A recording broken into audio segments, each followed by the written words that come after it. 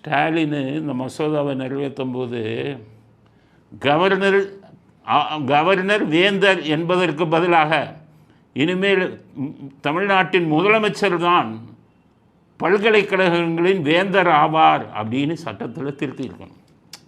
ஸ்டாலின் அவருக்கு படிக்க தெரியாது, கீழே இருக்கிறவன் கோட்டை விட்டான்.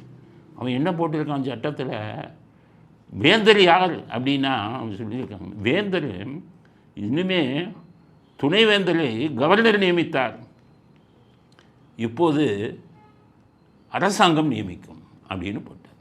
அரசாங்கம்னா யார்? மந்திரி நியமிப்பாரா? தலைமைச் செயலாளர் நியமிப்பாரா? யார்? அரசாங்கம்னா முதல்வர்னு போட்டிருக்கணும். இனிமேல் கவர்னர் போட்ட நியமித்தார், இனிமேல் முதலமைச்சர் நியமிப்பார்ல கொஞ்சம் சட்டத்தில் போட்டிருக்கணும்.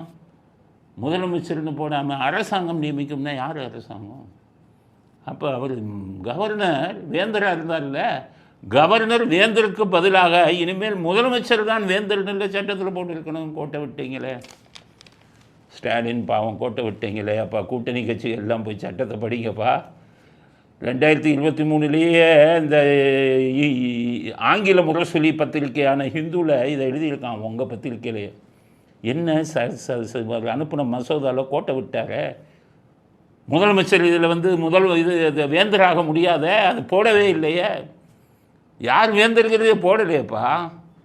வைஸ் சான்சலர் துணைவேந்தர் அப்பாயின்ட் பண்ணுறது அரசாங்கம்னு சொல்லிட்டீங்களே, முதலமைச்சர்னு சொல்லியிருக்கணுமே, கோட்டை விட்டீங்களே.